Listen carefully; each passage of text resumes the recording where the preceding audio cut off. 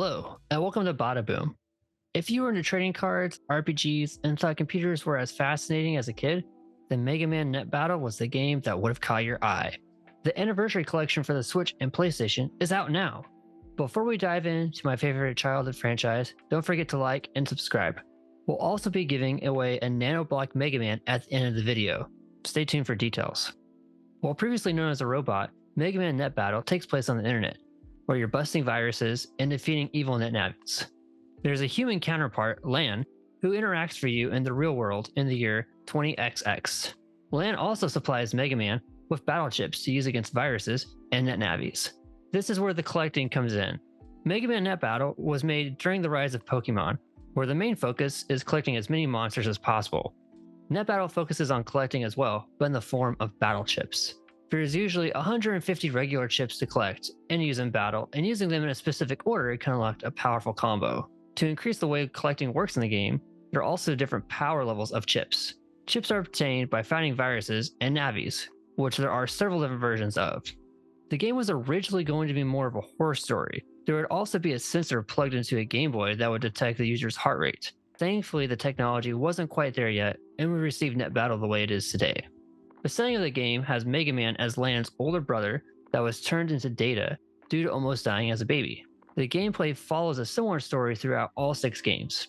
Lan's dad is a chief scientist, he gets into trouble, and Lan, being a brash kid, tries to save his father with Mega Man. They fight evil net navis until they reach a big bad at the end of the game. After the main story is finished, there are some side quests and more chips to collect. That's how the gameplay would go until Net Battle 4, where everything changed. To be similar to Pokemon, Mega Man not only copied the idea of collecting, but they started to release 2 different versions of each game.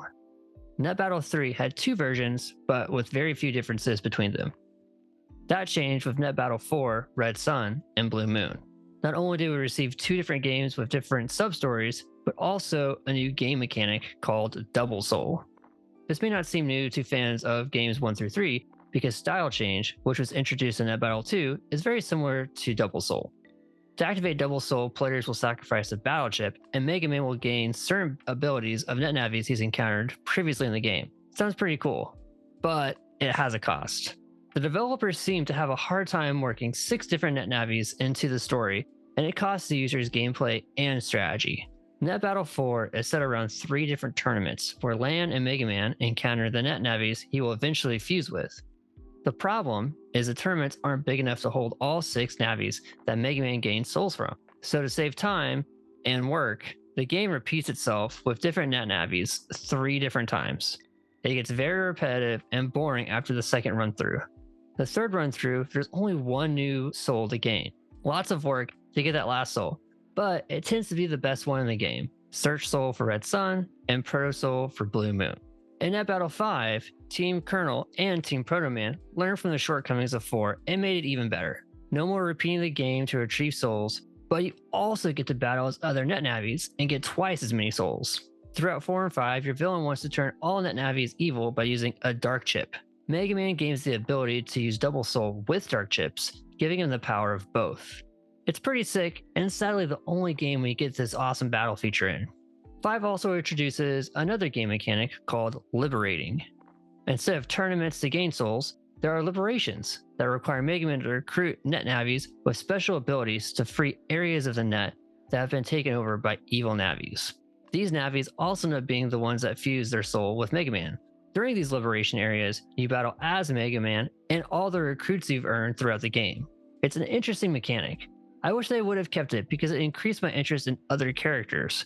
Learning the fighting styles and the ways to power up these other net navis is what made both Team Colonel and Team Proto Man pretty awesome. Up until this point, it didn't matter which version of the game you played for the overall story. If you didn't play Team Colonel though, you would be left wondering who some characters are, as they play a big part in both versions of Mega Man Net Battle 6. This game took Soul Cross to another step. It works the same way as Double Soul, but without chip sacrifices, and Mega Man can use the same soul type for more than 3 turns. In addition, Mega Man gains a Beast Out mode that amplifies Mega Man and/or the cross he's currently using. This was a neat way to make up for getting rid of the dark chips and Dark Double Soul.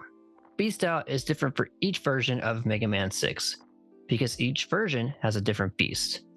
It's very similar to Pokemon giving players different mythical or legendary Pokemon based on which versions they bought.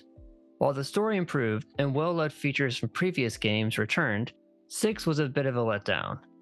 Halfway through development, the developers learned that this would be the last Mega Man Net Battle game, and some content was scrapped. Mega Man 6 is a fun game to play for sure, and has its own unique challenges. It's just hard to say it's better than 5. Net Battle also did have an anime that loosely follows the game.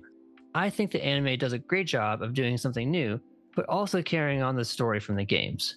If you only play the games, the anime storyline is refreshing and fun. The Mega Man Net Battle Anniversary Collection is now out. Are you excited to play the remastered games? What's your favorite version of Mega Man Net Battle? Let us know in the comments. Also, simply comment below and you'll be entered to win the Nanoblock Mega Man. With that, bada boom!